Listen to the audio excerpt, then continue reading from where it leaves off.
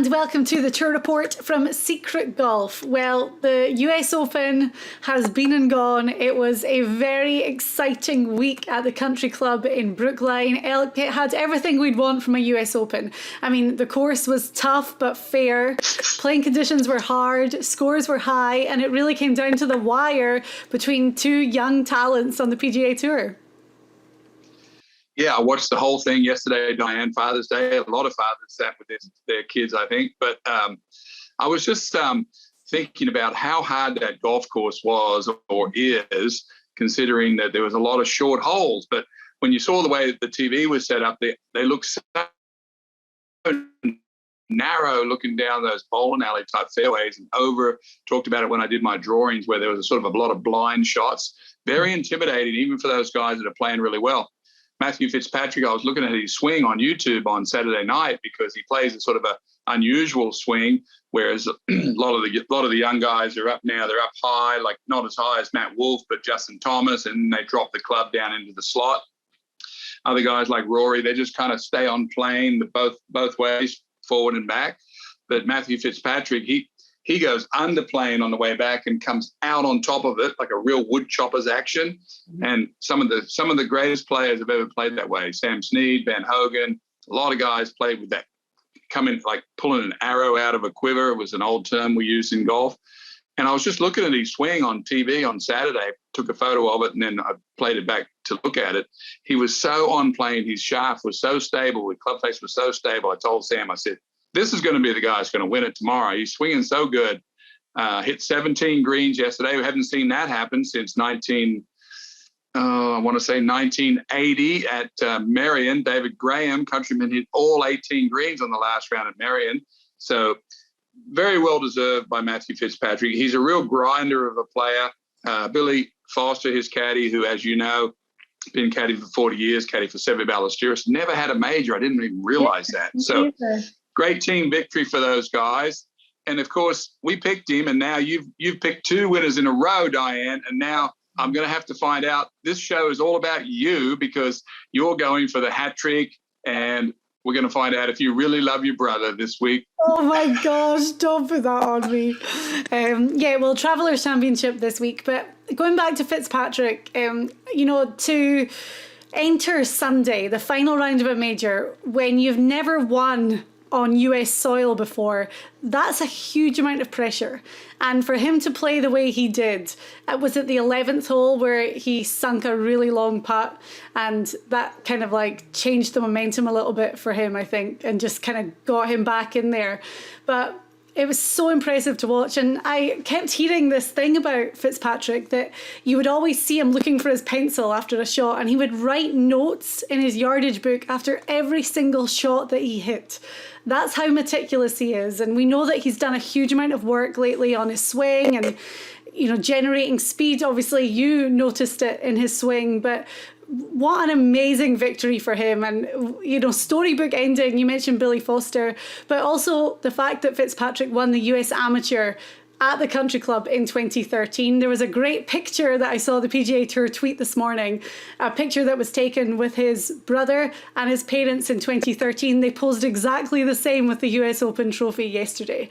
And it's just an amazing, amazing moment. But we have to talk as well about Will Zalatoris, because even though we had both picked Fitzpatrick to win, and obviously, you're happy and you want that to happen, I wanted Will to make that putt on 18 so badly to force the playoff. And, it was, it's kind of crushing for him almost, but he's so close that we all know it's only a matter of time. Yeah, and you go back to Matthew Fitzpatrick, he hooked his ball off the 18th tee into a fairway bunker, and he told his caddy that he's having a terrible season of fairway bunkers. And I thought to myself when he said that, wow, can I ever relate to that? I always had a hard time hitting the ball high enough out of fairway bunkers, because I was kind of a low hitter anyway. When I saw that shot, I thought, well, he's going to try to he was lucky that he just got away from that small island, and he had a sort of a shot to the left of it, and saw Billy Foster actually plumb bob it. And someone said on TV, wonder why he's plumb bobbing it. I think what he was doing, he was lining up to see how far left he could go and slice it back onto the green. But I told Sam when he was over that ball, to where he hit it behind the hole perfectly, 15 feet down the hill for birdie, it was probably about a 2 in 10 shot. Two times out of 10, he could probably do that. Wow. So under that kind of pressure, and then I found out that he didn't like fairway bunkers, then I would say that was by far the most memorable shot I've ever seen hit under pressure. Sandy Lyle, Paul Azinger noted it when he won the Masters. He hit it out of the bunker. By the way, Sandy Lyle hit that bunker shot on 18 at the Masters in a rain jacket, and it wasn't even zipped up, which I can't even believe. I asked him about it once. How do you swing in a rain jacket when it's not even zipped up? But anyway, that's another whole story. When you're Scottish, you have a lot of practice playing in a rain jacket. So yeah, but not zipped up. Yeah, I know, that was so weird. It was just kind of hanging, just kind of floating around there somewhere. Going back to Will Zalatoris, you know, Will forced himself back into that tournament in the back nine. He wasn't playing that well yesterday. And what did he make? 3 birdies on the back nine late. Just tells you how much he has inside of him. Of course, we've all seen his swings very powerful. Yesterday, it got off slightly and he was pushing a few of his shots. But for Will Zalatoris, he's already a household name. He's had 3 second places in major championships. He's going to win for sure. He still has the putting issues where he opens the face and cuts across it.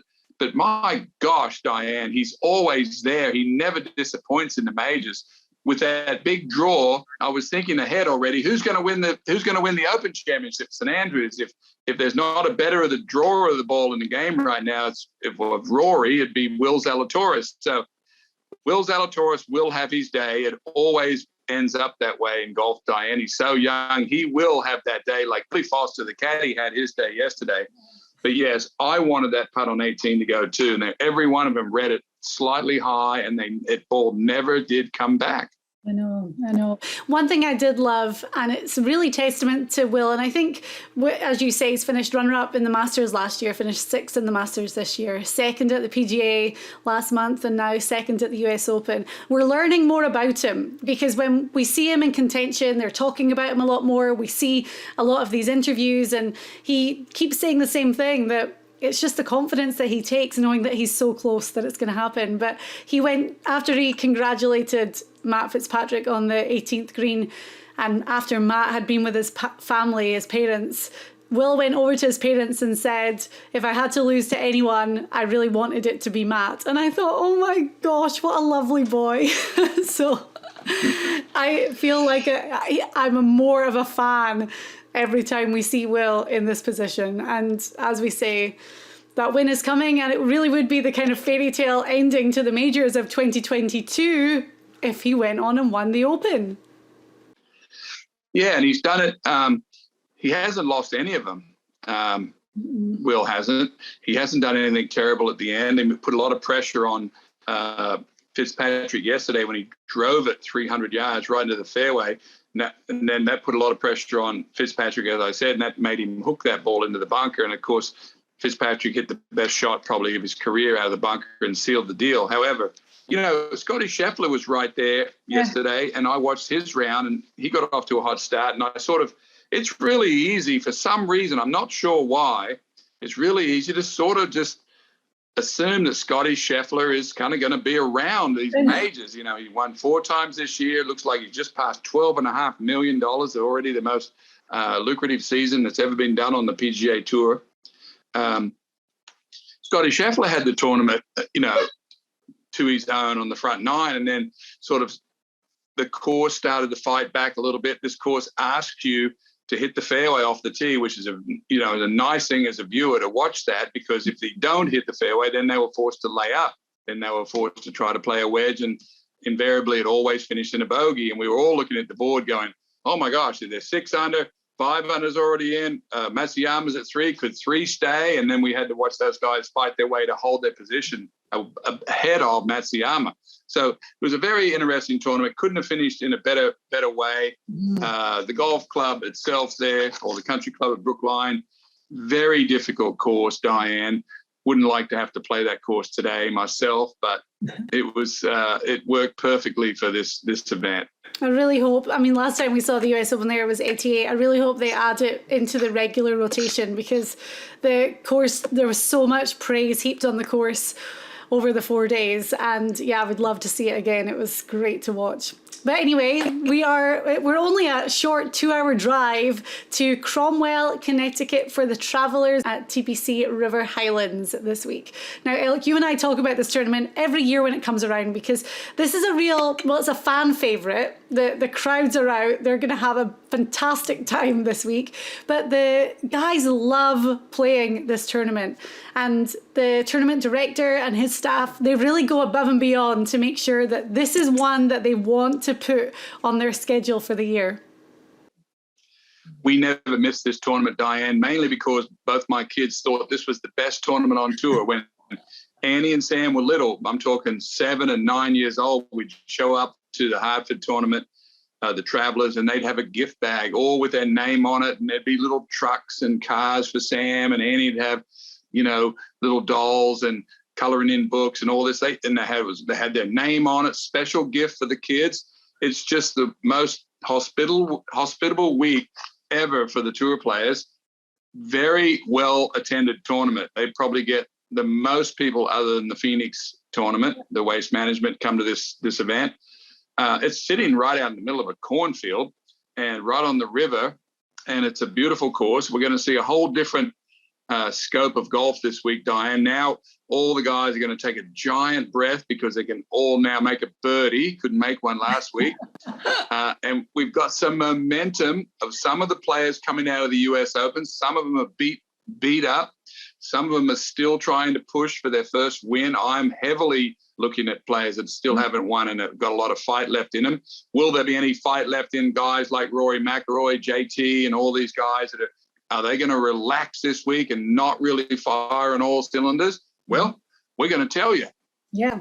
Well, as you say, star-studded, because 5 of the official world golf ranking top 6 are playing this week. You mentioned Justin Thomas, Scotty Sheffler is going to be there as well. We're going to work our way through the list, but we have to talk about the epic playoff that we saw here last year. And I think, is it 5 of the last 11? I'm going to double check that, but they've ended in a playoff here. Who can forget Jordan Spieth, Daniel Berger, when Jordan holed out from the bunker on 18 in 2017. But last year it was Harris English v Kramer Hickok, and it was a blow for blow putting contest over 8 holes. It took 8 extra holes for Harris English to go on and win. So as you say, like, the fans have an amazing time here. You can imagine the noise and the atmosphere last year, and they're going to be hoping for something kind of similar. Low scoring this week as well, and this is actually the second shortest golf course that the guys play on the PGA Tour schedule. Yeah, somewhere between 15 and 20 under is going to win this tournament if the weather's good, Diane. 15, 16, and 17 wrap around a lake. I've done the drawings. You'll see them. 15 is a drivable par 4. 16 is a longish 3 or medium length 3, and then 17 is a very, very intimidating hole with the water all the way down the right. And then 18 is back through a valley, back to the clubhouse. We always remember Jordan Spieth holding that bunker shot. And I remember your brother winning this tournament not too many years ago. Amazing. So what is it going to take to play well at this tournament? Well, coming off the US Open, Diane, everyone's going to, as I said, is going to have take a deep breath, because they will be able to get around this course and get a lot of looks at birdies. Not too many hard holes at this one. I think birdies are the key this week, Diane. I always look at statistics. What would I need to do this week to play well in Cromwell? I would be looking down the list of guys that haven't won on tour, that are looking for a big opportunity to catch some of these real big players like Spieth and JT and Sheffler. You said them all, Diane, that they're maybe slightly off. This is a big opportunity for some young guys to take a step forward. And my list right here is full of guys that are great putters and make lots of birdies. And I'm thinking there's still some gas in the tank, even though gas is expensive. Oh, some gas in the tank for some of my picks this week. One thing that's really interesting about this place is that when you look back at past champions, it's a real mix of shorter hitters and the bombers. I mean, Justin Johnson won here a couple of years ago. Bubba Watson has won this tournament 3 times. Neither of them are going to be teeing it up this week for a variety of reasons. And then you look at Ches Reavie, Kevin Streelman. They've had a lot of success around here. The rough is really penal. And even though this is a shorter course, it's known for having really penalising rough. So a lot of guys might club back, obviously shorter holes, 2 drivable par 4s. The 15th is always the dramatic hole here. Drivable par 4, risk reward obviously with all that water around the green, but it's going to be interesting to see that kind of strategy and some of these longer hitters really having to club back a little bit to stay in the fairway. So we're going to go through all of our picks, and you've given away a few of your little secrets this week. I'm really looking at accuracy, greens and regulation. Those were my 2 key stats, and of course, as you say, the guys are going to have to make birdies, which was kind of foreign for them last week at the country club. So we're each going to do an outright favourite, a one to watch, and a dark horse. Before I give you mine, Diane, there's about 4 holes on this course that you've got to play well. The 3rd hole is I've done it in my drawings. It's a long par 4, dog leg right. You got to sort of sweep one around the corner. Very easy hole to bogey.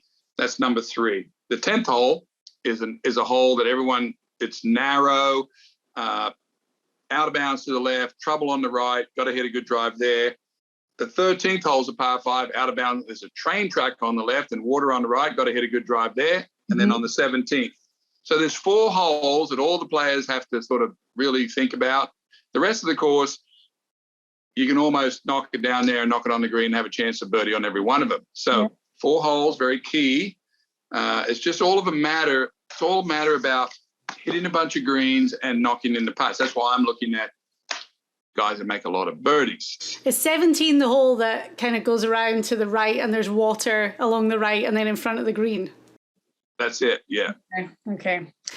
All right. Okay, well, we're going to start with our outright favourites. And as we said, the field is pretty stacked. Rory's playing again this week. Justin Thomas, Xander Schauffele, Scotty Sheffler, Patrick Cantlay. I've mentioned all but the guy that I'm picking as my outright favourite, but I'm going to let you go first. Well, you just named all the guys, Diane, that are the superstars in this field. However, as I alluded to earlier, I'm going with guys that haven't won on the PGA Tour yet. I'm looking for guys that big opportunity. This player is having a great season. I'm not even sure what he is on the FedEx Cup. I'll quickly tell you, or it doesn't really matter. But this guy has accumulated better stats than Rory McIlroy. If you can believe there's a rookie on tour that has better stats than Rory McIlroy and hasn't won, then you'd be wrong. But this kid, I'm calling him, is 22nd on the FedEx Cup, having one of the most incredible seasons. His name is Davis Reilly. Yeah. He was playing well at Colonial. He was my pick down there to do well. He hit the lead on about the 13th hole, and then he hit it out of bounds at 14. I think he finished up about tie for 6th or 7th. Diane, this is the key stats I'm looking for. He's 10th in making birdies on the whole PGA Tour this year. He's 8th in driving. He's 10th in putting. I mean, you got to be kidding me. He hasn't won. He would like to be in everything. And the one thing he wants more than anything is win. So I am looking at Davis Reilly this week just because the other guys may be a little bit burnt out of playing high-level golf. And This is a chance for a young fella to step right in. Davis Reilly. Give me the odds on that. I thought I had it. 50 to 1. 50? 50. Very good. It's one of the great bets of all time, in my opinion. Okay, I love it. Well, my guy is 18 to 1. So A big disparity there. However, my guy is one of the greatest ball strikers on the PGA Tour with amazing approach and greens in reg stats. I'm talking about Sam Burns. 8 top 10s already this season. 3 of those have been wins. I mean, this is like the Burns and Sheffler show this year. And we saw the 2 of them in a playoff at the Colonial not long ago. But when you look at Burns' stats, he's 4th in approach, 5th in greens and reg, and 4th in birdie average for the season, which is just incredible. And I am excited to see what he can do this week. He was in contention at the US Open. He's one of those guys where he's always there or thereabouts. And I was watching it yesterday at the start of the day, kicking myself that I hadn't picked Burns at the start of the week. And I'm like, well, why wouldn't I have picked him? So I'm not making that mistake again, even though he didn't go on to win the US Open. But I'm going to pick him this week to win the Travelers Championship at 18-1. My outright favourite is Sam Burns. I watched Burns play in the Open. He hit a couple of shots that surprised me, but hey, US Open brings out some crazy shots. I saw him hit a couple of offline, which was unusual for him. Yes, Sam Burns, of course, we could go down that list. I'm sticking with my guns, Diane. I'm going with guys that haven't won this week. I'm looking for that kind of spark. Okay. Right, so our one to watch, someone with slightly higher odds. And I'll be honest, I have 3 names here, and I'm not going to give you all 3 because I know that's just greedy. But of those 3, I'm going to pick the guy that jumped up the highest in our re-ranking that we did. And you can check out the full re-ranking of the entire field on the SG Tour Golf gaming app. So I thought, well, that's just going to do it for me. This guy jumped all the way up to number 6 in our re-ranking. He is 50-1, and I'm talking about Aaron Wise. Now, Aaron Wise, I feel like he's one of these guys that he goes through real spells in his career. He's either hot or he's not. And when he's hot, he's performing so well. We just saw him finish runner-up at Memorial. And he started really strong at the US Open over the first 2 days. He finished 27th in the end. But his approach stat, again, I told you that was the one I was really going to be looking at this week. And it's getting better and better all the time. He's 16th in approach for the season on the PGA Tour. And I really like him this week. So Aaron Wise at 50-1. Birdie average, he's 22nd on the tour as well. So he can putt. We've seen it. He has that long putter. So he's my one to watch. 50-1, which is actually the same as your outright favourites odds, but that's still good. Who's your other 2? My other 2, Keegan Bradley and Brian Harmon. So Keegan Bradley is 28-1 and Brian Harmon is 40-1.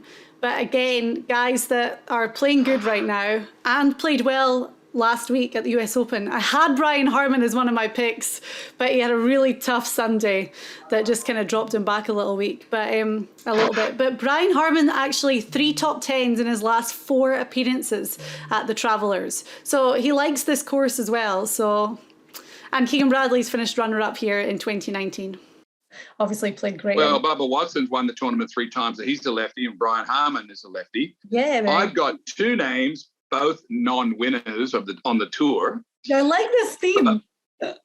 Well, I kind of always think, Diane, look, I'm being real. When you go to Hartford after playing the US Open and after having the PGA a few weeks back, some of the top guns up there are fatigued, and it doesn't mean they're going to not play well. It's just sometimes I think there's an opportunity for a young guy to jump in there when they're not everyone's all focused. But there's 2 names here. I'm going to give you both of them because this guy not a Will Zalatoris, but he's kind of got into our consciousness about 6 months ago when he was playing really well. Talking about Maverick McNeely. Okay. 15th in putting, 20th in making birdies. He's 40th on the FedEx, so that's not too much of a slouch. 80-1 this week, Diane. I can't believe how good that odds are. And the other guy has been on tour a long time. I know him, Cameron Tringali, finished 14th last week at the US Open, shot 1 under on the weekend. Certainly, he must be feeling pretty good about his game to shoot under par on Sunday. 49th in making birdies, 32nd, almost in the top 30 on the tour. talking about making it to the Tour Championship, 32nd in FedEx, 65-1. So my two players to watch. Cameron Tringali hasn't won on tour, very surprising. Okay. McNeely is feeling the footsteps, Diane, of a lot of young guys trampling over his back. So he's feeling the pressure of not winning. So those are my two to watch this week. Okay, good. I like it. We've got some good picks. We're really covering the board. And then we move on to our dark horse. And this pick has to be 100-1 or over. And I have a feeling that you and I are looking at the same guy this week. And so we are looking at the same guy, but I also have an extra guy. Okay, well, let me put this to the test. After 3, we have to both say the name, and let's see if we're saying the same person. Okay. 1, 2, 3. Joel Damon. I knew it. How in the world could Joel Damon be sitting as our dark horse at 100-1, 39th in making birdies, finished in the top 10 in the US Open? Vegas has got it all wrong, Diane. All wrong. He wasn't putting well last week. He was almost leading all the leaders last week from tee to green game. I went and looked at his stats. He didn't finish up that unreal. Top 10 in the US Open is a major, major thing for this young player. But you tell your side of the story. We both picked the same guy, but I've got one other guy I want to talk about. Well, when I saw he was 100-1, I'm like you, I was completely shocked. Then I kind of looked around online and I found him at 125-1. So, right now, if you really want to bet Damon, then you can go and find some fantastic odds. But how can you not root for Joel Damon? He seems to be the most likable, funniest, easygoing guy. And he held a 54-hole lead, which was the first time he had done that in his career, I think, not even just in a major. Went on to finish in a tie for 10th. So how great that at the halfway mark he was leading, but he hung on and got his highest career finish in the US Open, as you say, in a tie for 10th. But again, I'm looking at the accuracy stat. He's 17th on the PGA Tour in accuracy, and it's the stat that is improving week after week for him. So shocked to see him so high, but definitely keeping with him. And also, he was leading greens and reg for the majority of the US Open last week. So again, approach greens and reg, take that to a much easier, shorter course and see what you can do. Yeah, he only has to work on one thing. And that goes into the fatigue factor, which is he's got to make a few more putts. They were talking on the TV about how he wasn't putting well, but then I watched the telecast for about 9 holes and he had quite a few putts that he could have made. However, he was on above the hole on almost every one of them, and he was just sort of dribbling them down to the hole like we all would. So not every putt, Diane, is a go for it when you're playing in the US Open. So Joel Damon must know. He qualified for the US Open. He said he wasn't going to do well when he got there. I listened to his interview. He was going to get his butt kicked like everybody else. He didn't expect to do well, and there he was. He finished in the top 10. He has to fix one thing, and that's his putting. And he can't be let's face it, he can't be too far off. He finished in the top 10 in the US Open. He needs to make a few more birdies. But I'd like to mention one other player. I'm jumped all the way to 250-1, Diane. He's so far back I could have put my glasses on to find how far back he is on the odds. 22nd in making birdies. How could they have Nate Lashley, Diane, at 250-1, 22nd in making birdies, 29th on the PGA Tour in putting? And I want to pull up one other important thing about Nate Lashley, and that is he's 87th on the FedEx Cup. See, it all very important where these guys sit in the FedEx Cup because, look, they're all looking for a little bit of a break during the summer. Not everyone would like to have a holiday, but if you can get your number into a certain position, you will get to take a few weeks off where you might not have before. 87th. This is another guy that hasn't won. I'm sticking with the theme other than Joel Damon with you, because I'm just jumping on with you because you've had 2 wins in a row and you're going for your third. What if it's Joel Damon? Then I'll piggyback you again. I've got a little bit of extra intel on Joel Damon. I know his caddy, Gino, pretty well, and he had messaged me a few weeks ago and he was like, can you help me out? I'm trying to get over for the Scottish Open because Joel's playing. He's not in the Open Championship yet, but Gino's like, he's definitely going to play the Scottish, but accommodation is like so expensive. And he said, if I'm going to go over, the flights are extortionate, rental cars extortionate, could you maybe help me with some accommodation? So I looked around and I found a few people that would take him in, but then he was like, I just think it's too expensive and I just don't think that it's like financially viable for me to go. But he's like, I really want to go because Joel's playing so good right now. And he's like, I know that there's something big coming and I just don't want to miss out if I don't go. So hopefully with that extra paycheck from finishing top 10 at a very well-paid US Open, that Gino can take that trip to Scotland and caddy for his guy. Well, if Gino's listening to this, which I know he probably won't be, and he knows his player's playing good, I don't care what it costs, Diane, I'm going. Yeah, I know. I know. Right, wow. Well, we've got a lot of good picks this week then, a lot of jam-packed information. I have to mention one more guy because I've been on him like the entire season and he had a great finish, again, top 10. He finished 7th at the US Open, is Denny McCarthy. And it would just be wrong for me not to mention him. He finished T5 at Memorial and then that top 10, as I said, at the US Open. He's such a good putter. And it's just the strength of his game. It's the really the part of his game that is getting him up that leaderboard week after week. And yesterday there was a time where he was really in that contention bracket to go on and win. I'm just having a look to see what Denny's odds are because there's just no... I had Denny. I was looking at him. And, when you look at stats on our pages, even though we have everyone re-ranked, this one thing the stats can't do, Diane, is check on momentum. Confidence. Confidence. Yeah, he's, let's see, I'm looking at him right here. He's 42nd on the FedEx. That's where I check that first. I can always tell by a player's frame of mind where they are on the FedEx Cup. 8th in scrambling.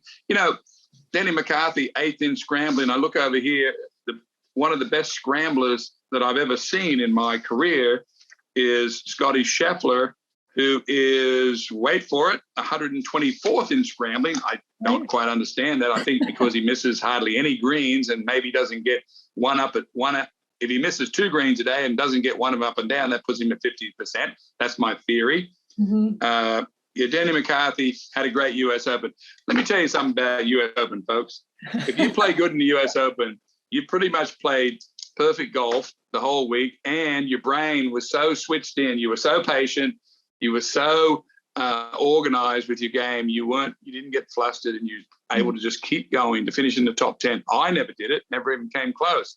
I was always freaked out when I went to the US Open because if I hit the ball 2 feet off the fairway, it was where I couldn't hit it, and other guys would be way out and they'd have a shot, and I was toast before I even got to the US Open. Oh, wow. And I told my son, I've told everyone that listens, I should have played well in the US Open because I'm a straight hitter, but I had the wrong attitude. So Denny McCarthy has the correct attitude, and that's obvious. So does Joel Damon. So does all my players that I picked. All my players that I picked this week have the correct attitude, Diane. That's it. One word you need to know. Right. Thank you very much for watching and listening to the show. Don't forget, play along on the SG Tour Golf Gaming app. If you haven't downloaded our app already, do it, because we have not only the games that you can play, but all the information, the stats, and we'll be posting all of our media, including Elk's drawings of all the holes at TBC River Highlands. And then we're probably going to jump back on and do another show later in this week because there's definitely going to be something going on with Live Golf. Last week there was a bit of a breather because the US Open, and obviously people have a lot of respect for the third major of the year, so they weren't going to come out and announce things, but we're all hearing some rumors that things are brewing. There's going to be more names announced. We know that there's a big PGA Tour player meeting going on this week, so I think a lot of stuff is going to start to come out again, and we're going to have to jump back on and talk about it. We certainly will. Of course, the next Live event is in Portland in 2 weeks, and the media is still, punishing these players. They really punished Phil Mickelson last week. Wasn't surprising that he was not able to cope with that. Diane, US Open 5 runner-up finishes. There is some talk in my circles of another 4 or 5 or 6 players that may sign this week. Mm-hmm. I think, Diane, without giving it away, I don't know this, but the feeling that they may stay suspended may not be as dangerous to them as they first thought. It may not stick. And if that happens, will players leave easier so they can play both tours? And we'll talk about that in our upcoming podcast. There's always a lot to unpack, right? Well, we'll keep you posted. And don't forget to follow along with all of our Secret Golf social media as well. And we're looking forward to a jam-packed, fun Travelers Championship this week.